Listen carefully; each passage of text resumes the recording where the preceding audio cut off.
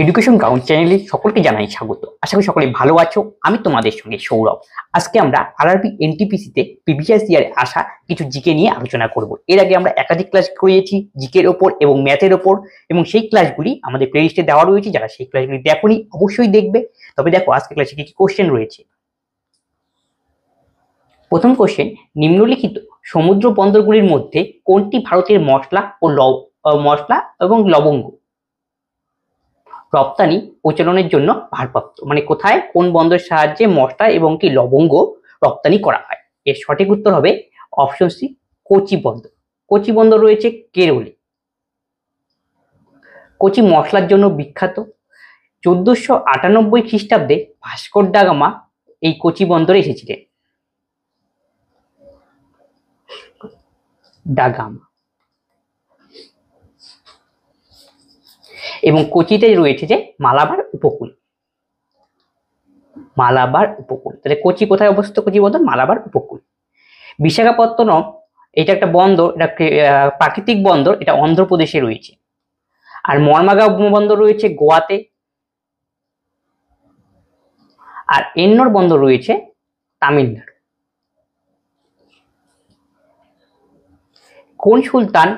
কোন দাস সুলতান লাক্সবক্স উপাধি পেয়েছিলেন? এর সঠিক উত্তর অপশন সি, কুতুবউদ্দিন আইবক লাক্সবক্স উপাধি পেয়েছিলেন। কুতুবউদ্দিন আইবক ছিলেন দাস বংশের প্রতিষ্ঠাতা। তিনি গরিবদের পায়ে অনেক টাকা দান করতেন, এর থেকে তার নাম হয়েছে লাক্সবক্স। তাহলে কুতুবউদ্দিন আইবক পরীক্ষায় জিজ্ঞেস করে কেমন করে মারা গিয়েছিলেন? তিনি পোলো খেলতে গিয়ে মারা গিয়েছিলেন।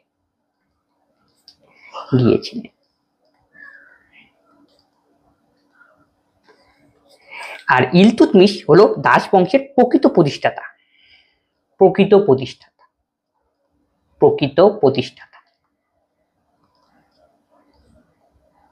আর যদি বলে দাস বংশের প্রথম প্রতিষ্ঠাতাকে কুতুবউদ্দিন আইবক, আর প্রকৃত প্রতিষ্ঠা বলে অ্যান্সার তোমায় করতে হবে ইলতুৎমিশ।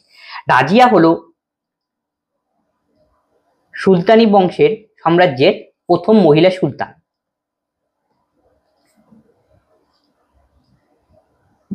সুলতান।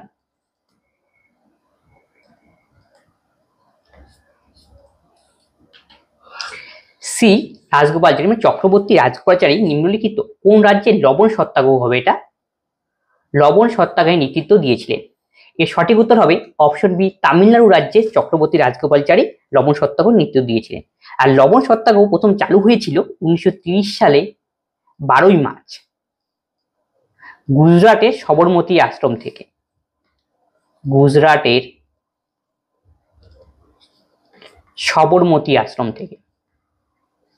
সবরমতী আশ্রম। ব্রিটিশদের আইন অমান্য করে তখন কি লবণ উৎপন্ন করা হয়। এরপরে শুরু হয় আইন অমান্য আন্দোলন। নিম্নলিখিত বিকল্পগুলির থেকে অর্থনীতির প্রাথমিক খাত চিহ্নিত করুন। মানে অর্থনীতির প্রাইমারি বেস কোনটি? সবচেয়ে মনে রাখবে অর্থনীতির প্রথম ভিত্তি হলো কৃষিকাজ। তাহলে কৃষি হবে এই কোশ্চেনের সঠিক উত্তর। 1867 সালে বোম্বেতে প্রতিষ্ঠিত জাতিগত বিধিনিষেধ অপসারণ, বাল্যবিবাহ রোধ, মহিলাদের শিক্ষা ইত্যাদিকে উৎসাহিত করার চেষ্টা করেছিলেন। অপশনতে রয়েছে বেদ সমাজ, অপশন বিতে আর্য সমাজ, অপশন সি প্রার্থনা সমাজ, এবং অপশন ডি সত্য শোধক সমাজ। এর সঠিক উত্তর হবে অপশন সি প্রার্থনা সমাজ। প্রার্থনা সমাজ স্থাপন করেছিলেন আত্মারাম পাণ্ডুরঙ্গ।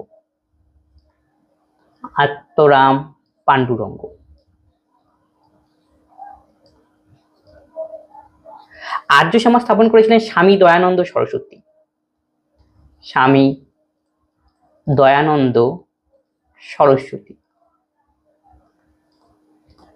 1875। সত্য শোধক সমাজ 1873 সনে স্থাপিত হয়েছিল। জ্যোতিবা ফুলে স্থাপন করেছিলেন। মহারাষ্ট্রে। বেদ সমাজ স্থাপিত হয়েছিল 1864-তে। বেদ সমাজ। আর বেদ সমাজ স্থাপন করেছিলেন কেশবচন্দ্র সেন।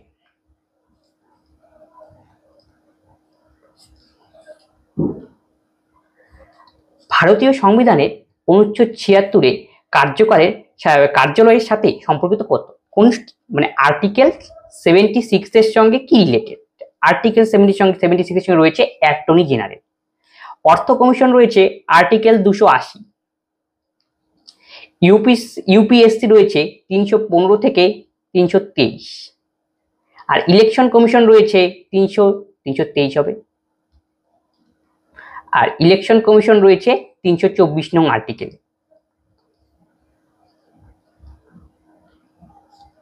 আর ভারতের বর্তমানে অ্যাটর্নি জেনারেল হলেন আর ভেঙ্কট রমণী।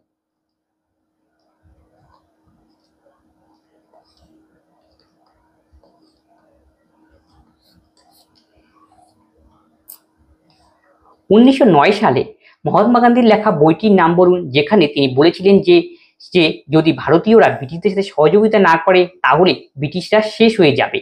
এখানকে সঠিক উত্তর হবে অপশন বি, হিন্দ স্বরাজ।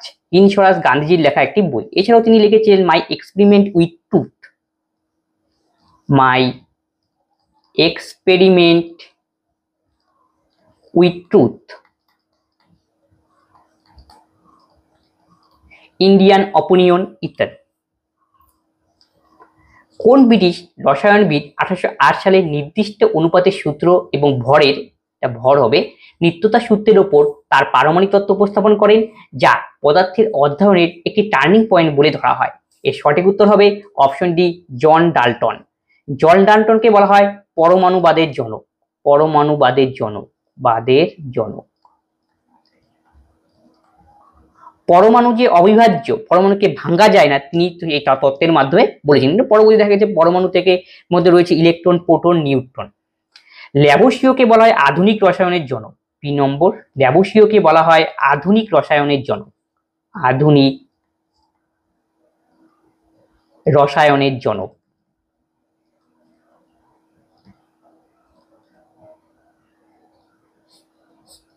আর্নেস্ট রাদারফোর্ড পরমাণুর উপর কাজ করেছিলেন, পরমাণুর মডেলের উপর।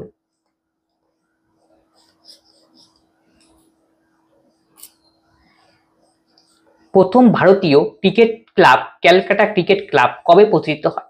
এর সঠিক উত্তর হবে অপশন ডি, 1792 সনে। ভারতের কোন স্থানকে কালাপানি বলে অভিহিত করা হয়? এর সঠিক উত্তর অপশন ডি, আন্দামান নিকোবর দ্বীপপুঞ্জে। আন্দামানে রয়েছে cellular jail, cellular jail. Cellular জেলকে সেখানে কালাপানি বলে আখ্যায়িত করা হয়। সেলুলার জেল ভারতের সঙ্গে প্রায় কানেক্টেড। কি সমুদ্র পার করে যেতে হয়, ভারতীয় বন্দীদের সেখানে নিয়ে গিয়ে রাখা হতো, যাতে ভারতের এসে মেইনল্যান্ডে এসে কোনো কার্যকলাপ, ব্রিটিশ বিরোধী কার্যকলাপ না করতে পারে। এর জন্য এই আন্দামানের যে জেল রয়েছে সেলুলার জেলকে কালাপানি বলে অভিহিত করা হয়। আন্দামানের রাজধানী হলো পোর্ট ব্লেয়ার।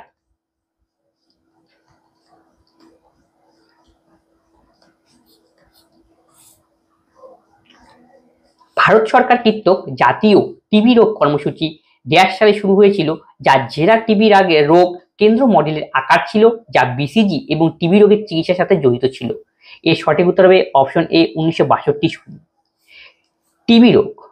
টিবি রোগের জীবাণু হলো মাইক্রোব্যাকটেরিয়াম টিউবারকিউলোসিস, মাইক্রোব্যাকটেরিয়াম টিউবারকিউলোসিস।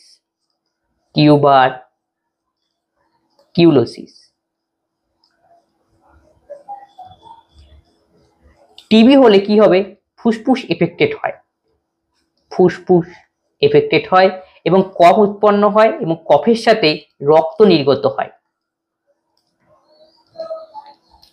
তাহলে বোঝা গেল। আর টিবি রোগের জন্য যে টিকাটা দেওয়া হয় সেই টিকা হলো বিসিজি টিকা, টিবি রোগ নিরাময়ের জন্য। কাশি, হাঁচির মাধ্যমে এই রোগ ছড়ায়। তাহলে বিসিজির ফুল ফর্ম হলো ব্যাসিলাস ক্যালিমেট গুয়ারি।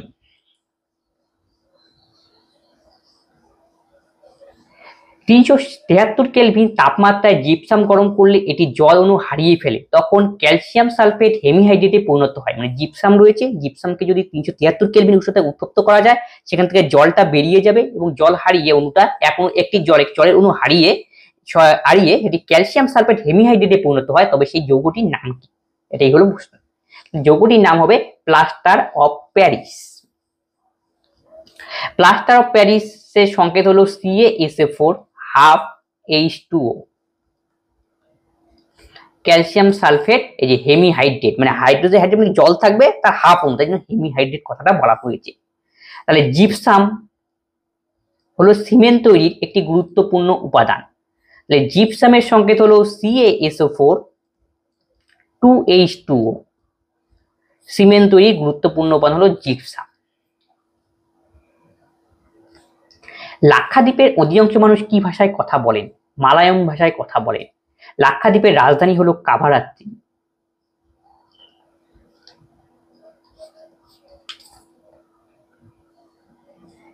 কেবল রাত 8টা পরে মহিলাদের প্রবেশের অনুমতি দেওয়া কেরলের তালিপারাম্বম এর কাছে অবস্থিত শিব মন্দিরটির নাম কি? এর সঠিক উত্তর হবে রাজা রাজেশ্বর মন্দির। এটা কেরলে অবস্থিত।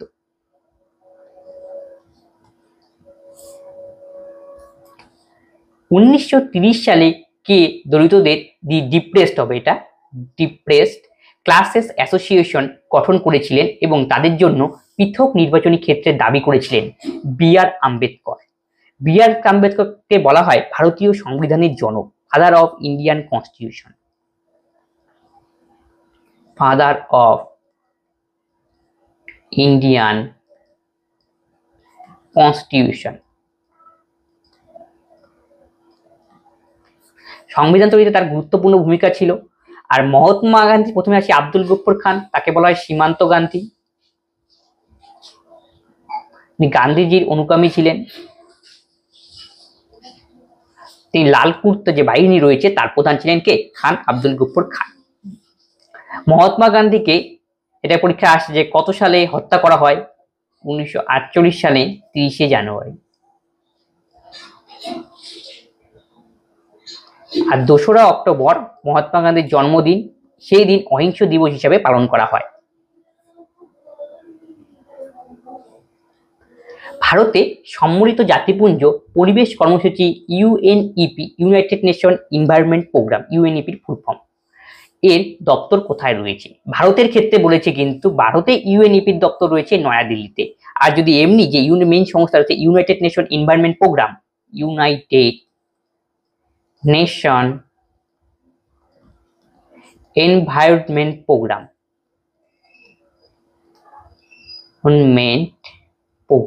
এর ফুল ফর্ম। এর হেডকোয়ার্টার রয়েছে কেনিয়াতে। কেনিয়ার রাজধানী নাইরোবিতে।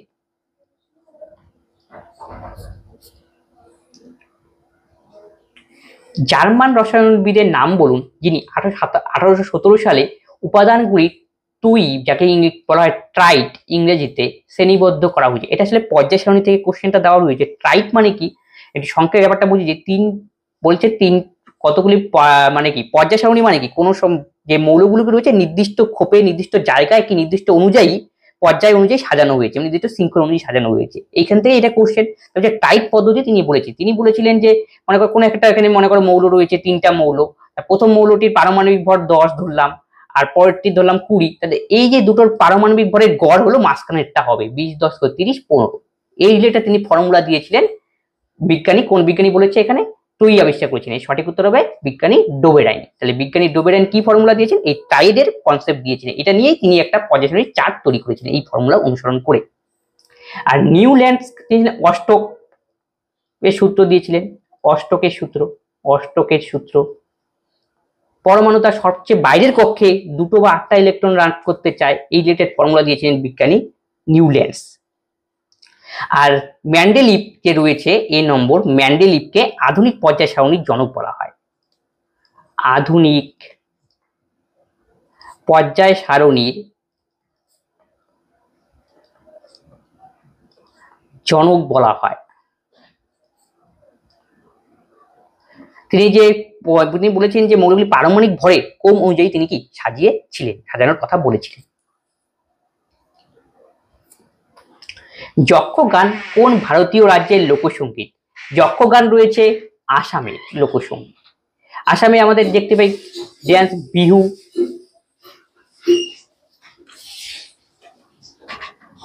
ভারতে অমলতাস বেল কোন ধরনের বনে পাওয়া যায়? ভারতের তেন্দু যে রয়েছে, তেন্দু দিয়ে কি মেনলি বিড়ি পাতা তৈরি করা হয়, সেই গাছ, সেই জাতীয় উদ্ভিদ কোথায় লক্ষিত হয়? এটা হলো শুষ্ক পর্ণমোচী জাতীয় কি বনে দেখতে পাওয়া যায়। তাহলে শুষ্ক পর্ণমোচী জাতীয় উদ্ভিদ। পর্ণমোচী মানে কি এদের বছরের কোনো একটা নির্দিষ্ট সময় পাতা ঝরে যায়, এই জন্য এদের সঠিক আনসার হবে শুষ্ক পর্ণমোচী বন। আর তেন্দু যে রয়েছে, এটা পরীক্ষায় জিজ্ঞেস করে, তেন্দু সবচেয়ে বেশি উৎপাদন এই গাছ দেখতে পাওয়া যায় মধ্যপ্রদেশে। আর এখান থেকে মনে রাখবে যে মধ্যপ্রদেশে সবচেয়ে বেশি ফরেস্ট রয়েছে আয়তনে, সবচেয়ে বেশি ফরেস্ট আয়তন। আর যদি পার্সেন্টেজে মানে এরিয়া অনুযায়ী পার্সেন্টেজে সবচেয়ে বেশি রয়েছে মেঘালয়, সরি মেঘালয় না, মিজোরাম।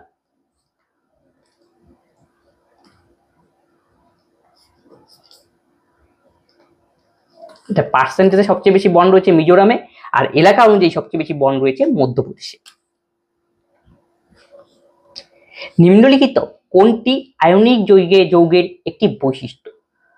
অপশন এতে রয়েছে এটি কঠিন অবস্থায় বিদ্যুৎ পরিবহন করে, এটি শক্ত সহজে ভাঙে না, এটি উচ্চ গলনাঙ্ক এবং উচ্চ স্ফুটনাঙ্ক রয়েছে। অপশন ডি এটি কেরোসিন ও পেট্রোলের মতো দাবকের দ্রবণীয়। এর সঠিক উত্তর হবে অপশন সি, এটি উচ্চ গলনাঙ্ক এবং স্ফুটনাঙ্ক যুক্ত হয়। আয়নীয় যৌগ মানে যে সমস্ত যৌগ জলে দ্রবীভূত এবং গলিত অবস্থায় আয়ন উৎপন্ন করে, সেই সমস্ত যৌগকে বলা হয় আয়নিক যৌগ। যেমন NaCl মানে এটা হলো লবণের সংকেত।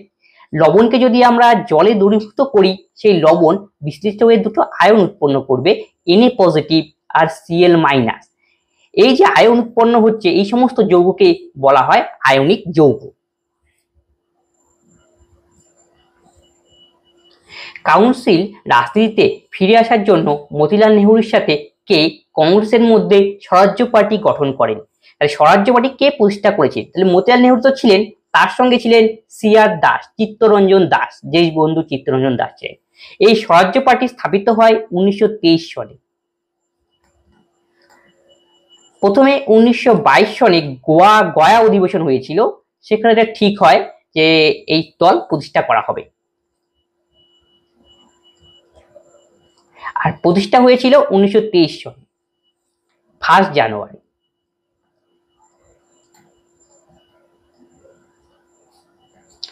মতিলাল নেহরু ছিলেন এই দলের সেক্রেটারি,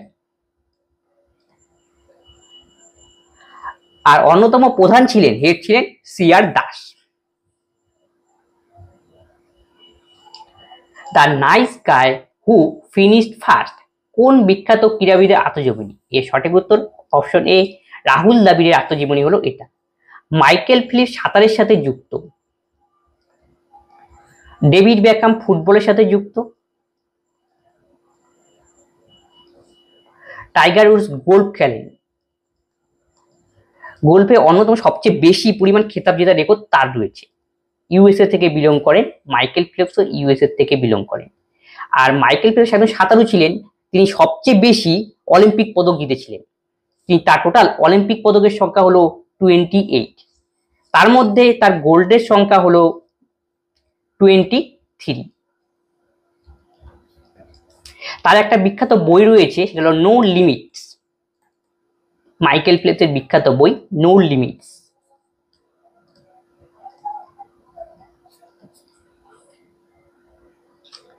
নিম্নলিখিত কোনটি ভিডিও ফাইলের এক্সটেনশন নয়? JPEG, যেটা ছবির ফরম্যাট। কোন ভারতীয় রাজ্যে মল্লখম্বকে তার রাজ্যের খেলা হিসেবে ঘোষণা করা হয়েছে? কারেন্ট অ্যাফেয়ার্স থেকে এটা এসেছিল সেই সময়। সঠিক উত্তর মধ্যপ্রদেশ। 1983 সালে ইউনেস্কো বিশ্ব ঐতিহ্য স্থান হিসাবে ওস্তাদ আহমেদ লাহোরী কৃত নকশা মুঘল স্থাপত্য কোনটি? তাহলে ওস্তাদ আহমেদ লাহোরী নকশা তৈরি করেছিলেন তাজমহলের। তাহলে অপশন এ হবে সঠিক উত্তর। তাহলে ইউনেস্কো যাকে আমরা বলে থাকি, এই ইউনেস্কো ওয়ার্ল্ড হেরিটেজ সাইটে তকমা দিয়ে থাকে। বিভিন্ন যেমন ঐতিহাসিক স্থান রয়েছে, ন্যাচারাল সাইট রয়েছে, সেই সমস্ত জায়গাগুলিকে ইউনেস্কো ওয়ার্ল্ড হেরিটেজের তকমা দেয়। ইউনেস্কো 1983 সনে তাজমহলকে ওয়ার্ল্ড হেরিটেজ সাইটের তকমা দিয়েছে। 1983 সালে তাজমহল ছাড়াও পেয়েছিল ওয়ার্ল্ড হেরিটেজ সাইটের তকমা, এটা হলো Ajanta, Ellora, Ajanta, Ellora, Agra fort. Total heritage সাইটের সংখ্যা ভারতে রয়েছে 43টি। তাহলে ইউনেস্কো তো সংস্থা এটা এই ঐতিহ্য স্থান প্রদান করে থাকে, তাহলে ইউনেস্কোর হেডকোয়ার্টার কোথায় রয়েছে এটা পরীক্ষায় জিজ্ঞেস করে। প্যারিস।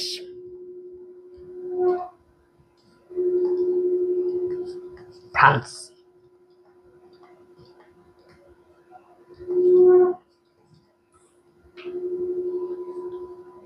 আন্তর্জাতিক অপরাধমূলক পুলিশ কমিশন আইসিপিসি ইন্টারপোলের পূর্বসূরি ড্যাশেতে 1923 সালে প্রতিষ্ঠিত হয়। এটা ভিয়েনাতে প্রতিষ্ঠিত হয়। Option B. অস্ট্রিয়ার রাজধানী হলো ভিয়েনা। তাহলে আন্তর্জাতিক অপরাধমূলক পুলিশ কমিশন, এটা পরীক্ষায় ফুল ফর্ম জিজ্ঞেস করতে পারে। আইসিপিসি, ইন্টারন্যাশনাল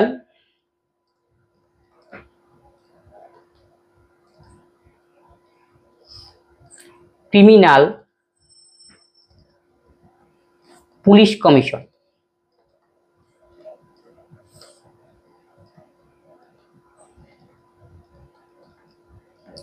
এটি স্থাপিত হয়েছিল 1923 সালে ভিয়েনাতে। এই আইসিপিসি পরবর্তীতে পরিণত হয় ইন্টারপোলে। ইন্টারপোল, যার হেডকোয়ার্টার রয়েছে ফ্রান্সে। ইন্টারপোল তৈরি হয়েছিল 1956-তে। ইন্টারপোল মানে হলো ইন্টারন্যাশনাল ক্রিমিনাল পুলিশ, এখানে যে কমিশন রয়েছে, কমিশনের জায়গায় অর্গানাইজেশন হয়ে যাবে।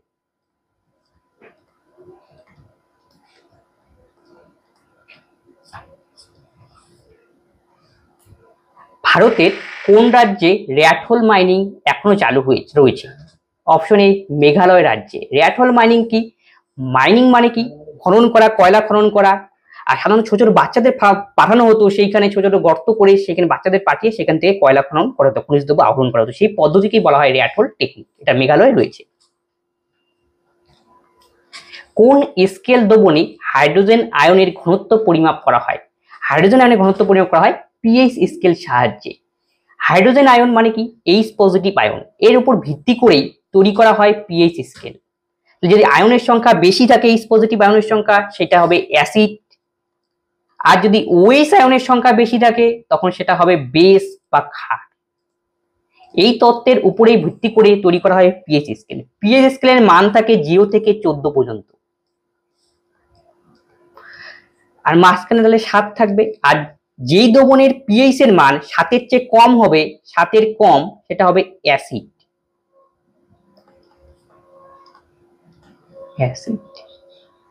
আর 7-এর যদি বেশি হয় সেটা হবে ক্ষার। 7-এর সমান হলে এটা অ্যাসিডও নয়, ক্ষারও নয়, দুটোর মানে মাঝামাঝি। প্রসম।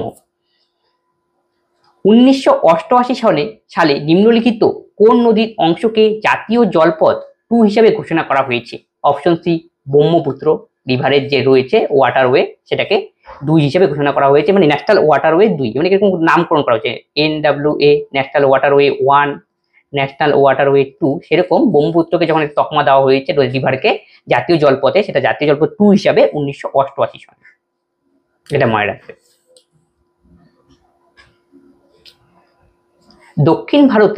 দক্ষিণ আফ্রিকা থেকে ভারতে ফিরে আসার পর 1916 সালে মহাত্মা গান্ধী কোন বিশ্ববিদ্যালয়ে প্রথমবারের জন্য জনসাধারণের সামনে উপস্থিত হয়েছিলেন?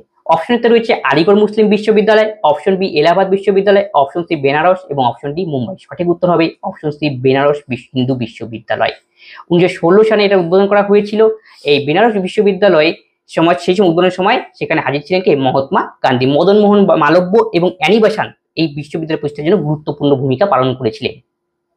মদন মোহন মালব্য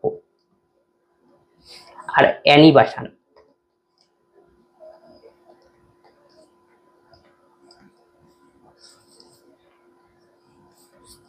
আর আলিগড় মুসলিম ইউনিভার্সিটি স্থাপিত হয়েছিল 1920 সালে।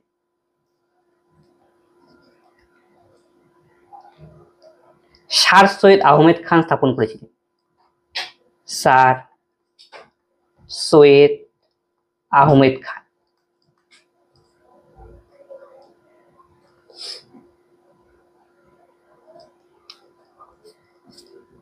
তবে আজকের ক্লাসে এই 30খানাই কোশ্চেন ছিল। এই 30খানা কোশ্চেন নিয়ে আমি আলোচনা করলাম এবং প্রত্যেকটা এক্সট্রা ফ্যাক্ট জানানো হলো। যদি কোনো কোশ্চেনে তোমাদের ডাউট বলে মনে হয় অবশ্যই তোমরা কমেন্ট বক্সে কমেন্ট করবে এবং বন্ধুর সঙ্গে এই ক্লাসগুলি শেয়ার করে দাও যাতে সকলেই এই ক্লাসগুলি থেকে উপকৃত হয়। তবে আজকের ক্লাস আমরা এখানেই শেষ করছি। পরবর্তী ভিডিওতে আবার দেখা হচ্ছে।